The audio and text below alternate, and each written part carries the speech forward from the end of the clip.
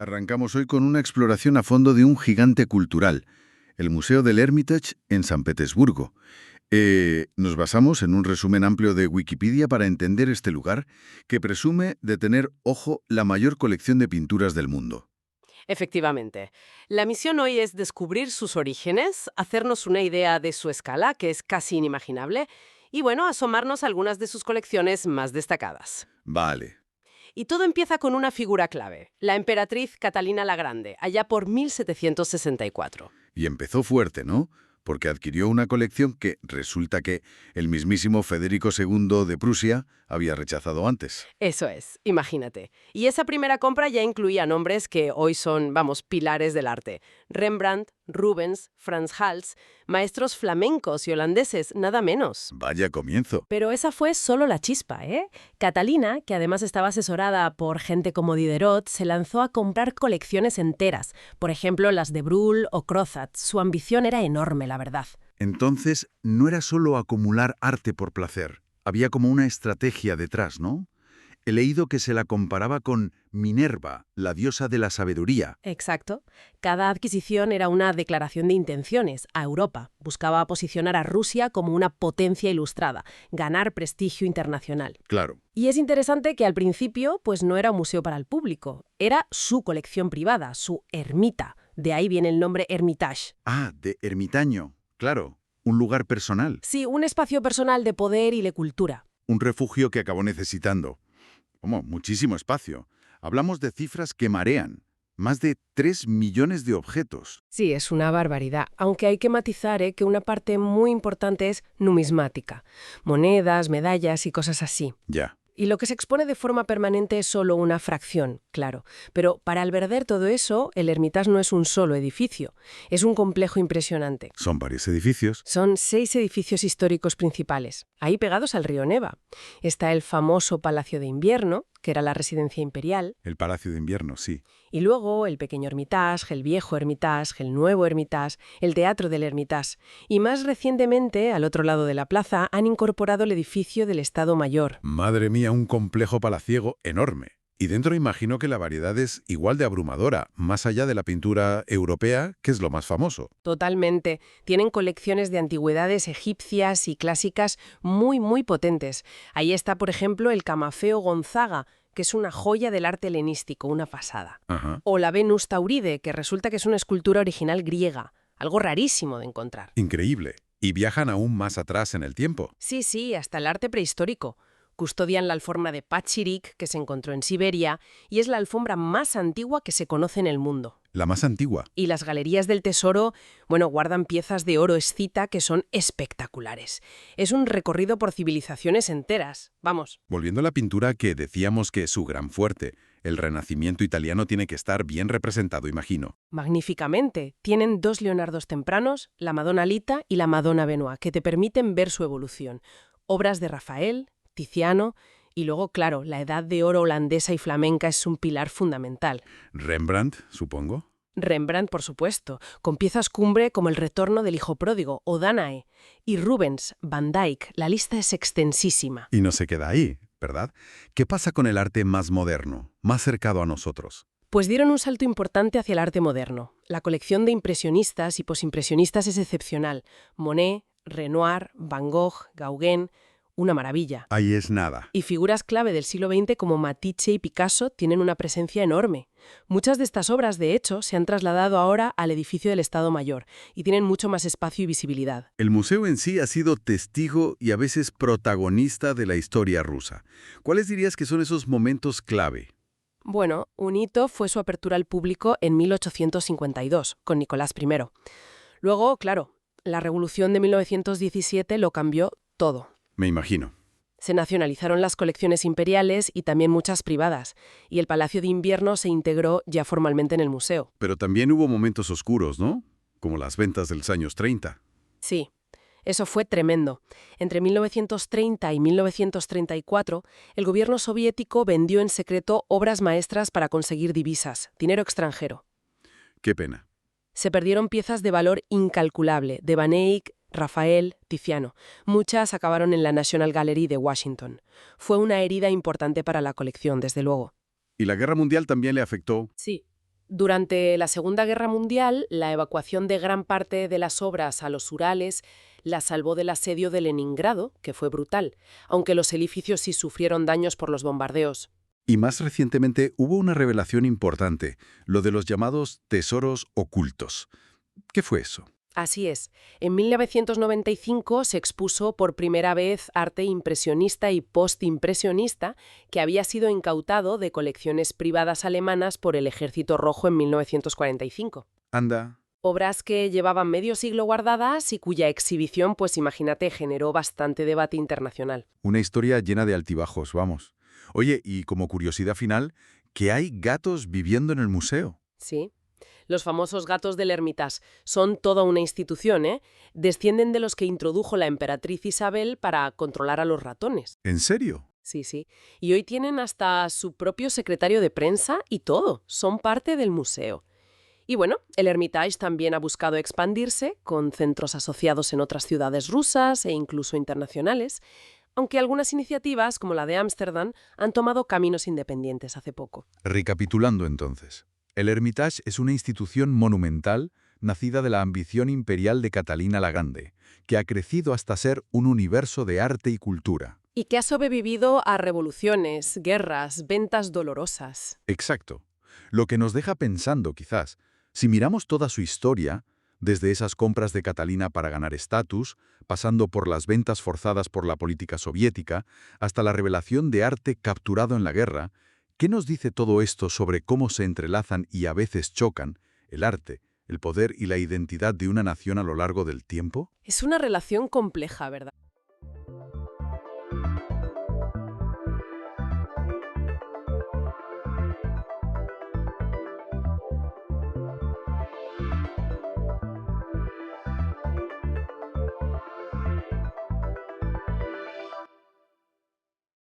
Hoy nos sumergimos, y nunca mejor dicho, en un auténtico gigante africano, el río Congo. Tenemos aquí unos apuntes de Wikipedia principalmente que lo describen como, el segundo más largo de África, tercero del mundo por caudal, pero sobre todo, y esto es increíble, el río más profundo jamás medido, hasta 220 metros. Exacto. Una profundidad casi marina, como decías, pero en un río. Y su cuenca, es que es igualmente impresionante. Hablamos de 4 millones de kilómetros cuadrados. ¿4 millones? Sí, sí. Cubre 10 países. Es como casi el 13% de toda África. Vamos, un ecosistema y una arteria vital que merece la pena explorar a fondo. Me llamó mucho la atención un dato, que es el único gran río que cruza la línea del Ecuador 2 veces. Eso tiene que ser clave para su comportamiento, ¿no? Totalmente. Ese doble cruce es fundamental. Y lo de los nombres también es curioso. Congo, por el reino de la zona, y Zaire, que por lo visto viene del portugués y significa simplemente río. Sí, Nzere en lengua local, adaptado. Pero volviendo a lo del Ecuador, Ajá. ese doble cruce explica por qué tiene un caudal tan relativamente estable. Como la cuenca está en ambos hemisferios, siempre hay una parte en temporada de lluvias. Claro, siempre le está llegando agua de algún sitio. Eso es. Y hablamos de una media, ojo, de 41.000 metros cúbicos por segundo en la desembocadura. Una barbaridad. Uf, una cantidad de agua tremenda. Y no solo agua, arrastra unos 86 millones de toneladas de sedimento al Atlántico cada año. Muchísimo. Entendido. O sea que estabilidad de caudal y profundidad extrema son como sus señas de identidad. ¿Y el recorrido? ¿Cómo es a grandes rasgos? Nace por la zona del Rift, ¿verdad? Cerca de los lagos Tanganica y Muero. Correcto. Esas aguas alimentan al río Lualaba, que se considera, digamos, su curso superior. Desde ahí va hacia el noroeste, cruza el Ecuador. ¿La primera vez? Exacto. Luego gira al suroeste y lo cruza de nuevo. Pasa por ciudades importantes, Mandaka, por ejemplo, recibe afluentes enormes como el Ubangui y forma esa especie de lago interior, el Pulma-Lebó. Ah, el Pulma-Lebó, entre Kinshasa y Brazzaville, las dos capitales. Justo ahí. Y después del Pulma-Lebó llegan las famosas cataratas Livingstone. Que entiendo que no es una cascada única, sino más bien una serie de rápidos muy potentes. Precisamente. Son unos 350 kilómetros de rápidos y cataratas que hacen imposible la navegación desde el mar hacia el interior. Una barrera natural tremenda. Pero esa barrera también significa energía, ¿no? Muchísima. Esos rápidos, unidos al caudal inmenso, le dan al Congo el mayor potencial hidroeléctrico de África. Se calcula que es un 13% del potencial mundial. Un 13%, es enorme. Sí, sí. Las presas de Inga que están en esa zona ya aprovechan una parte, pero es que el potencial total es gigantesco, aún por desarrollar en gran medida. Claro, y esa barrera natural también condicionó mucho la historia, ¿no? Impidió que los europeos lo exploraran fácilmente desde la costa. Así es. Durante siglos, el curso interior era un misterio para Europa, hasta que llegó Henry Morton Stanley. La famosa expedición de Stanley. Entre 1876 y 77. Fue una expedición durísima, con un coste humano terrible, pero confirmó que el Lualaba era el Congo y no el Nilo, como algunos pensaban. Y bueno, básicamente puso el río en el mapa occidental. Un río de extremos en todo. Profundidad, caudal, barreras.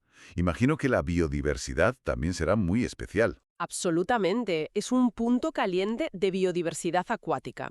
Piensa que la combinación de profundidad, los rápidos que aíslan tramos, la selva, todo eso ha creado como laboratorios evolutivos. Muchas especies únicas. Muchísimas. Hay registradas casi 800 especies de peces solo en el río principal, sin contar el lago Tangánica. Y una gran parte son endémicas, o sea, solo viven ahí. Dame algún ejemplo que sea llamativo. Pues, a ver, tienes desde el pez tigre Goliath, que es un depredador bastante espectacular, Sí, lo conozco de documentales. hasta adaptaciones increíbles, como el Lamprologus letops, un pez casi ciego y blanquecino que vive en las zonas más profundas, a más de 160 metros, donde no llega la luz. Qué curioso. O el Caecobarbus hertzi, que es el único pez cavernícola conocido de África Central. Y muchas de estas especies tan particulares se concentran justo en la zona de las cataratas Livingstone, porque los rápidos las han mantenido aisladas durante millones de años. Fascinante. Entonces, para ir resumiendo, el Congo no es solo una autopista fluvial clave para el transporte en África Central, cobre, aceite de palma, café, etcétera, sino que es un ecosistema único por todas estas cifras récord. La profundidad, el caudal, la selva que lo rodea y esa biodiversidad tan específica. Exacto. Es un río de superlativos en todos los sentidos. Y eso, claro, nos lleva a una reflexión final importante, creo yo. A ver, Tenemos este potencial hidroeléctrico descomunal, que podría ser clave para el desarrollo de la región. Pero al mismo tiempo, explotarlo podría poner en riesgo ecosistemas increíblemente ricos y frágiles, con especies únicas que solo existen allí, sobre todo en esas zonas de rápidos. claro, el dilema de siempre, desarrollo versus conservación. Justo, ¿cómo se equilibra esa balanza? ¿Cómo satisfacer las necesidades energéticas y de desarrollo sin destruir un patrimonio natural tan singular e irreemplazable? Es el gran desafío, el gran reto para el futuro de la cuenca del Congo. Una pregunta que dejamos en el aire.